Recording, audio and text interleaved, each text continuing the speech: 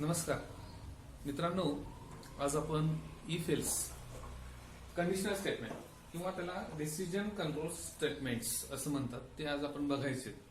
त्याच्यामध्ये if else, if else आणि switch केस आपण तर आज बघायचं आहे. पहिल्यांदा इफचा आपण एक प्रोग्राम घ्यायचा.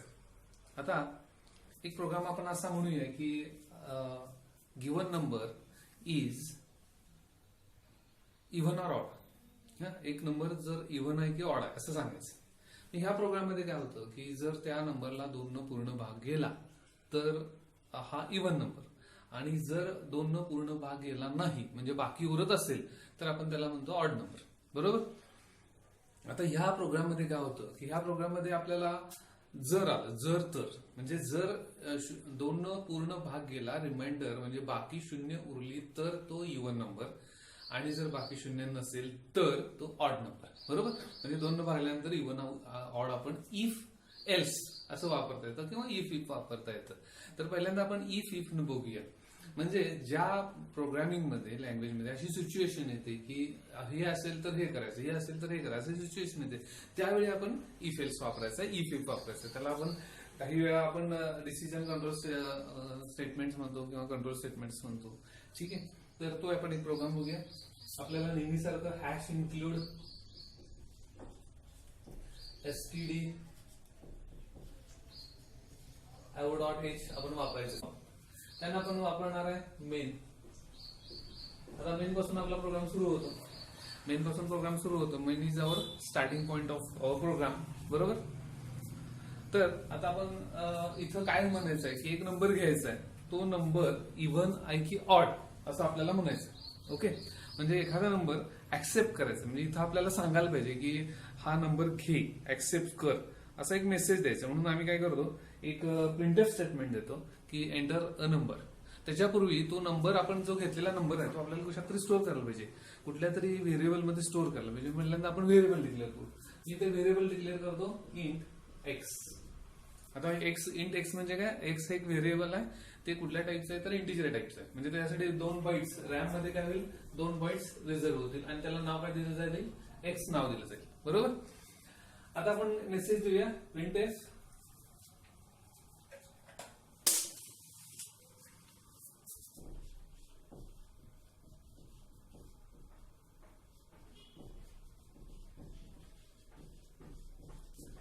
Enter a number.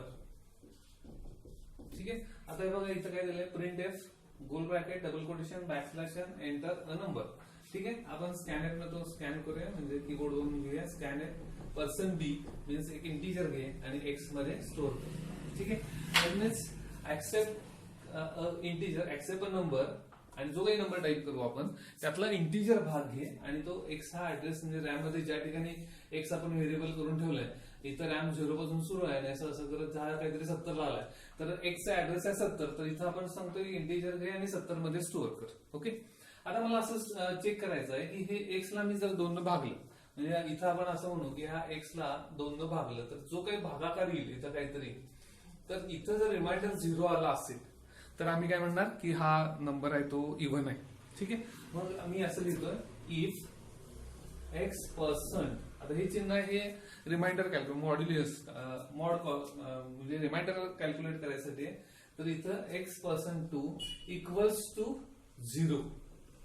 बघा आता इथं मी लाईन वापरलंय डबल इक्वल टू. हे काय करतं तर दोन्ही साइड्स इक्वल आहेत का चेक करतं. नुसतं असाइनमेंट ऑपरेटर असतं, म्हणजे एक्स इक्वल टू आपण 0 केलं तर ही 0 ऍप स्टोअर होतं, किंवा एक्स इज इक्वल टू 10 केलं तर 10 हे एक्स मध्ये स्टोअर होतं. पण या ठिकाणी काय केलं जातं, या साईडचं उत्तर आणि हे 0 हे इक्वल आहेत का चेक केलं जातं. त्याला म्हणतात इक्वालिटी ऑपरेटर. म्हणजे आम्ही असं चेक करायला लागलोय की एक्स पर्सेंट 2 म्हणजे एक्सला भाग आणि जो रिमाइंडर आहे तो 0 येतं काय चेक कर. आणि जर 0 येत असेल म्हणजे ही कंडिशन जर ट्रू असेल तर आम्ही इथं प्रिंटफ मध्ये देणार आहे printf given number is even. Okay. आता आम्ही काय सांगतोय बघा, आता हे इफचं असं स्ट्रक्चर आहे किंवा इफ असं वापरायचं. इफ गोल ब्रॅकेट मध्ये इथं सेमीकॉलन नाही आहे, इफचा ओपनिंग ब्रॅकेट आणि क्लोजिंग ब्रॅकेट. जर ही कंडिशन जी तुम्ही त्या ब्रॅकेटमध्ये जी कंडिशन दिली ती जर ट्रू असेल तर ह्याच्यामध्ये कितीही स्टेटमेंट असतील तर ते एक्झिक्यूट केले जातात. म्हणजे आता आपलं एकच स्टेटमेंट आहे, तर काही पुस्तकामध्ये काही ऑथरनी काय केलंय की एकच जर स्टेटमेंट असेल तर हे ओपनिंग क्लोजिंग ब्रॅकेट घेतलेले नाही आहेत, कारण ते स्टेटमेंट इथं सेमिकॉलनला टर्मिनेट केलं जातं. पण गुड प्रॅक्टिस तुम्ही कायम काय करत जावा, ओपनिंग ब्रॅकेट आणि क्लोजिंग ब्रॅकेट दिलेलं चांगलं प्रोग्रामिंग करत असताना. कारण आपल्या लॉजिकमध्ये समजा पुढं मागं परत एखादी लाईन वाढली तर ते त्यावेळी आपण ब्रॅकेट द्यायचं विसरून जातो. म्हणून this is the best program. That is, जर तुम्हाला तो बेस्ट प्रोग्राम या कॅटेगरीमध्ये जर घ्यायचा असेल तर तुम्ही always you write opening bracket आणि closing bracket for the if statement. आता मी मागच्या प्रिव्हियस एका लेक्चरमध्ये असं म्हटलं होतं की ज्याला म्हणून ब्रॅकेट्स असतात त्याला सेमिकॉलन द्यायचं नाही. का तर तो सेमिकॉलन जर इथं इफला तुम्ही जर दिला तर इफ स्टेटमेंट इथंच संपतं, पुढच्याचा काही त्याचा संबंध राहत नाही. म्हणून काय करा की ज्याला म्हणून तुम्ही असे ब्लॉक देणार आहे असं लक्षात ठेवायसाठी म्हणून ज्या ब्लॉक आहेत त्याला सेमिकॉलन द्यायचं. म्हणजे इफला नाहीये, मेनला नाहीये, फॉर व्हाईल पुढे आपल्याला येणार आहेत तर त्या कुणालाही सेमिकॉलन द्यायचं नाही. तर त्यांचा जो काही एरिया असतो तो एंड झाला की ते स्टेटमेंट इथं टर्मिनेट होतं. तर इफ इथं टर्मिनेट होतं, जर कंडिशन ट्रू असेल तर या दोन ब्लॉक मधला भाग तो एक्झिक्यूट करतो. ओके, हे समजलं की ह्या आता इथं आम्ही जो एक्स ऍक्सेप्ट करू म्हणजे ह्या बॉक्समध्ये जी एक्सची व्हॅल्यू जाईल त्याला 2 न भागणार, जे उत्तर येणार आहे ते 0 आहे का चेक करणार आणि मग जर 0 असेल, ट्रू असेल, ही कंडिशन जर ट्रू असेल, हे जर कंडिशन 1 रिटर्न केलं म्हणजे याचं उत्तर जर म्हणजे ट्रू और फॉल्स मध्ये येतं तर ट्रू म्हणजे 1 आणि फॉल्स म्हणजे 0. जर 1 आलं तर तो प्रिंट करणार, तुम्हाला स्क्रीनवर काय मिळणार, given number is even. Okay, आता पुढे मी काय लिहितो, इफ, परत पुढच्या याच्या कंटिन्युअस याच्या पुढे मी असं लिहितो की if x%2 not equals to 0 printf given number is odd. Okay, closing bracket आणि मेनचं क्लोजिंग ब्रॅकेट. ओके, आता बघा, आता मी काय केलंय की इथं 0 नसेल तर परत एकदा चेक केलंय जर रिमाइंडर नॉट इक्वल टू, आता हे नवीन चिन्ह, नॉट नवीन आहे बघा, नॉट म्हणजे नाही, ठीक आहे, नॉट इक्वल टू म्हणजे याच्याबरोबर अपोजिट आहे, इक्वल टू आणि हे नॉट इक्वल टू म्हणजे ह्या दोन्ही साईड इक्वल टू 0 नसेल तर, ठीक आहे, म्हणजे जर 0 नसेल तर तो काय असणार आहे, ऑड असणार आहे, 0 असेल तर इव्हन असणार आहे. ओके, तर आपण इथं इथं आपण परत इथं ऑपरेटर्स बघितलेत, एक म्हणजे इक्वालिटी ऑपरेटर आणि इथं नॉट इक्वल टू असे 2 ऑपरेटर आपण बघितले. ह्या इक्वालिटी ऑपरेटर 2 साईड चेक केले जातात आणि नॉट हे लॉजिकल ऑपरेटर आहे, त्याच्यामध्ये नॉट अँड ऑर मधलं, तर त्याचं इथं नॉट इक्वल टू म्हणजे ह्या 2 साईड्स इक्वल नसतील तर ह्या खालचा भाग कर, म्हणजे हे जर ट्रू असेल तर तो काय प्रिंट करणार, गिव्हन नंबर इज ऑड असं प्रिंट करणार. बरोबर, आता बघा ह्या प्रोग्राम मध्ये आता आपण एक्झिक्यूट केला, आपण रन केला प्रोग्राम, तर काय काय होणार आहे की इथं पहिल्यांदा आपण इंट एक्स केले, म्हणजे पहिल्यांदा आपण इंटिजर एक्स एक तयार केले. इथं स्क्रीनवर म्हणजे आपल्याला मॉनिटरवर काय येईल, मॉनिटर आपल्याला स्क्रीनवर एंटर अ नंबर असेल आणि याच्यात समजा एंटर अ नंबर मध्ये मी इथं 10 टाईप केलं, एंटर केलं, तर तो काय करतो ते 10 इथं ऍक्सेप्ट करतो. ऍड्रेस ऑफ एक्स म्हणजे 70 मध्ये इथं आपण ऍझ्युम केलं की याचं ऍड्रेस लोकेशन 70 आहे, तर याच्यामध्ये तो 10 स्टोअर करतो. ओके, आता इथं 10 ला 2 न भागणार, आता 10 ला 2 न भागणार म्हणजे आपण भागाकार करू, 10 ला 2 न भागलं 2×5=10 आणि रिमाइंडर आला 0. बरोबर, आता हा भागाकार आहे, हा भागाकार म्हणजे कसा आहे, जर x डिवायडेड बाय 2 असं जर केलं असेल तर तुम्ही t is equal to x divided by 2 तर तुम्हाला काय मिळतं, 5 आन्सर मिळतं. पण इथं आपण वापरलंय पर्सेंट चिन्ह, पर्सेंट चिन्ह काय करतो, रिमाइंडर चेक करतो म्हणजे खालचं चेक करतो. ठीक आहे, तर तो काय करतो की जर ह्याची 0 आला असेल, म्हणजे आता या केसमध्ये आपण 10 घेतला असेल तर रिमाइंडर 0 आलं, तर x%2 इक्वल्स टू 0. येस, आम्हाला इथं 0 रिमाइंडर मिळालाय, म्हणून प्रिंट काय होणार, गिव्हन नंबर इज इव्हन, हे प्रिंट होणार. ओके, आता आपण नेक्स्ट ला जाऊया. आपण इकडे काय बघतोय की x%2 नॉट इक्वल टू 0 म्हणजे हे झालं, त्यानं स्क्रीनवर प्रिंट केलं की गिव्हन नंबर इज इव्हन. मग हे यातून बाहेर आलं, ब्लॉक मधून बाहेर आलं, परत ही कंडिशन चेक करतो की x ला 2 न भागल्यानंतर रिमाइंडर 0 येते, तर नाही येत, आमचं 0 आलं, मी 10 घेतलं, x बरोबर 10 भागिले 2 0 होतं रिमाइंडर, त्यामुळे ही कंडिशन फॉल्स होते आणि बाहेर पडतो. आम्हाला फक्त एकच आन्सर मिळेल, कोणता आन्सर मिळेल, गिव्हन नंबर इज इव्हन, म्हणजे 10 आमचं इव्हन आहे असं आपल्याला आन्सर मिळालेला आहे. ओके, आता इथं मात्र काय झालं बघा, प्रोग्राम इज करेक्ट, त्यानं बरोबर प्रोग्राम तुम्हाला आउटपुट बरोबर दिले. म्हणजे 10 ला 2 न भागलं आणि जर त्याला बाकी शून्य गेलेली आहे, शून्य असेल बाकी, तर तो इव्हन नंबर. आम्ही 10 दिलं, बाकी शून्य आहे, इव्हन आलं. परत त्यानं चेक केलं की बाकी शून्य येत नाहीये का, नाही येत आहे म्हटल्यानंतर त्यानं ऑड प्रिंट केलेलं नाहीये, तो तिथून बाहेर पडला. कारण कंडिशन फॉल्स झाली की या ब्लॉकच्या बाहेर येतो, तो त्या ब्लॉकमध्ये जात नाही. ट्रू असेल तरच ब्लॉकमध्ये जातो. आणि हे आपल्या प्रोग्राममध्ये इथं 10 घेतलं, या सिच्युएशन मध्ये 10 मध्ये हा फक्त ट्रू होणार कंडिशन, त्यामुळे हे एक्झिक्यूट होईल, हे एक्झिक्यूट होणार नाही. ओके, बरोबर. पण इथं जर 10 न 10 जाऊन रिमाइंडर 0 येत असेल तर परत 0 नाही काही चेक करायची गरज नाही ना. म्हणजे अननेसेसरी आम्ही पुन्हा परत इथं चेक करू, म्हणजे गरज नाहीये. आमच्याकडे दोनच ऑप्शन्स आहेत, हा किंवा हा. हा असं असताना म्हणजे 2 पैकी एक ऑप्शन आम्हाला निवडायचा असताना आम्ही पुन्हा परत काय करतोय, परत आणि चेक करतोय की हा ठीक आहे, परत आणि बघ 0 आहे का, 0 आहे, आणि परत चेक करायची काही गरज नाही ना. आता समजा मी इथं 5 घेतलं, 5 घेतल्यानंतर इथं काय होईल, 5 डिवायडेड बाय 2, रिमाइंडर 1 येईल, बरोबर.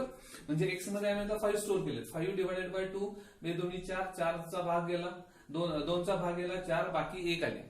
म्हणजे इथं ही कंडिशन ट्रू फॉल्स झाली, म्हणजे इथं जाणार नाहीये. म्हणजे जर रिमाइंडर 0 नसेल तर तू परत 0 आहे काही चेक करायची गरज नाहीये. 0 नसेल तर ऑड प्रिंट कर. ह्या केसमध्ये आमची ही कंडिशन फॉल्स होणार, हे प्रिंट होणार नाही. आणि इथं मात्र रिमाइंडर 1 आहे, म्हणजे 0 नाहीये म्हणून इथं प्रिंट होईल, even number is odd print होईल. ज्यावेळी तुम्ही 5 द्याल त्यावेळी ऑड होईल, 10 द्याल त्यावेळी इव्हन होईल. बरोबर आहे, आमचा प्रोग्राम बरोबर आहे. पण आम्ही अननेसेसरी त्याला दुप्पट काम देतोय. म्हणजे आम्ही त्याला पुन्हा परत चेक करायला सांगतोय की अरे तो इव्हन आहे म्हटल्यानंतर परत तो ऑड आहे काही चेक करायची गरज नाही ना. परत तो 10, परत त्याचे बाकी शून्य येत नाही का हे चेक करायची गरज नाही. म्हणून हा प्रोग्राम करेक्ट प्रोग्राम आहे, पण हा गुड प्रोग्राम म्हणता येत नाही. म्हणून त्यांनी दुसरी फॅसिलिटी दिली आहे, ती म्हणजे इफ एल्स. म्हणजे तुम्ही इफ इफ पण वापरू शकता, पण इफ एल्स म्हणजे या ठिकाणी इथं कंडिशन न लिहिता इथं फक्त आपण काय लिहायचं, एल्स. ठीक आहे. आता बघा काय होतं की जर ही कंडिशन फॉल्स असेल तरच हे केलं जातं. इफ एल्स, इफ एल्सचं पण कसं आहे बघा, स्ट्रक्चर कसं आहे इफ एल्सचं, सिंटॅक्स कसं आहे, तर इफ कंडिशन, त्याचे एरिया, त्यानंतर एल्स, एल्स समोर काही कंडिशन वगैरे नाही, त्याच्यानंतर त्याची ओपनिंग आणि क्लोजिंग ब्रॅकेट्स, आणि त्याच्यामध्ये तुमचे काय असेल ते प्रोग्रामिंगची स्टेटमेंट्स. म्हणजे जर इफ मधली कंडिशन ट्रू असेल तर इफचा भाग होईल, आणि जर फॉल्स असेल तर एल्स मधला असेल. म्हणजे इफ एल्स मध्ये आम्हाला 2 जर ऑप्शन्स असतील आणि त्यातला एक जर निवडायचा असेल, म्हणजे आताच्या सिच्युएशन मध्ये आमचं काय बघा की given number is even or odd. एक तर इव्हन असेल किंवा ऑड असेल. मग आता इव्हन नसेल तर तो ऑड असेल, आणि ऑड इव्हन असेल तर ऑड नसेल. ठीक आहे, म्हणजे इथं 2च ऑप्शन्स आहेत. ह्या केसमध्ये आम्ही हे वापरू. मग इथं 5 घेतलाय आम्ही, 5 ला 2 न भागलं, रिमाइंडर 1 येतोय. म्हणजे इथनं ही कंडिशन फॉल्स झाली. ही कंडिशन फॉल्स झाल्यानंतर तो काय करतो, डायरेक्ट प्रिंट आहे given number is odd. Okay. आणि समजा इथं तुम्ही 10 दिलं असं, 10 दिलं म्हणजे ऍक्सेप्ट केलं, एक्सची व्हॅल्यू तुम्ही 10 दिली. आता 10 ला 2 न भागलं, 10 ला 2 न भागल्यानंतर रिमाइंडर 0 आलं, ही कंडिशन ट्रू झाली. इथं तुम्हाला आउटपुट मिळालं गिव्हन नंबर इज ऑड. ठीक आहे. आता इथं काय करतो तो, हे ट्रू झाल्यानंतर हा एल्स मध्ये जातच नाही, तो एल्सच्या क्लोजिंग ब्रॅकेट नंतर इकडे जंप घेतो. म्हणजे इथं एल्स मध्ये जायची गरजच नाहीये, कारण हा आहे म्हटल्यानंतर तो नसणारच आहे. ओके, लक्षात आलं. That is the if else. Okay, लक्षात आलं. आता बघूया आपण आता काय बघितलं, 2 कंडिशन्स मध्ये बघितलं. म्हणजे इथं एक तर नंबर तो इव्हन असणार आहे किंवा ऑड असणार आहे. ह्या सिच्युएशन मध्ये अशी सिच्युएशन असेल तर हा प्रोग्राम आमचा करेक्ट आहे. ओके. आता समजा 3 तुमच्याकडं ऑप्शन्स असतील. म्हणजे आपल्याला असं सांगितलंय की 3 नंबर ऍक्सेप्ट करा. ठीक आहे, 3 नंबर ऍक्सेप्ट करा आणि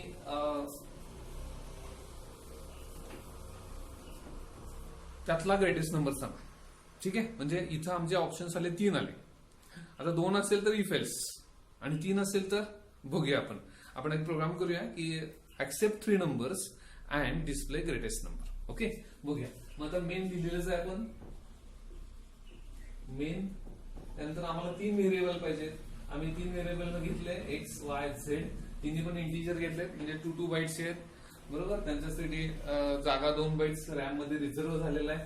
प्रत्येकासाठी 2 बाईट्स रिझर्व्ह झाले रॅम मध्ये. त्याला नाव दिलं गेलं एक्स वाय झेड. ओके. आणि त्याचा काहीतरी ऍड्रेस लोकेशन आला असं. इथे मी प्रिंटएफ देतो, प्रिंटएफ एंटर 3 नंबर्स. हा मेसेज स्क्रीनवर दिलाय मी. Enter 3 numbers. Okay. Semicolon. Scanf. Scanf मध्ये मला आता किती नंबर ऍक्सेप्ट करायचे? 3 नंबर ऍक्सेप्ट करायचे. म्हणून मी 3दा %d आणि %d असे 3 %d दिले. ओके. त्यानंतर बघा पहिला कुणाचा स्टोअर करायचा %x कॉमा परत %y आणि %z हे 3 नंबर आपण ऍक्सेप्ट केले. आता आपण इफ एल्स सुरू करूया. If x greater than y and x greater than z. Okay. म्हणजे एक्स इज ग्रेटेस्ट आम्ही कधी म्हणणार? तो y पेक्षा पण मोठा पाहिजे आणि z पेक्षा पण मोठा पाहिजे. दोन्ही पेक्षा मोठा असेल तर तो ग्रेटेस्ट नंबर. मग आम्ही इथं करून printf as a opening bracket printf x is greatest number. ठीक आहे. क्लोज.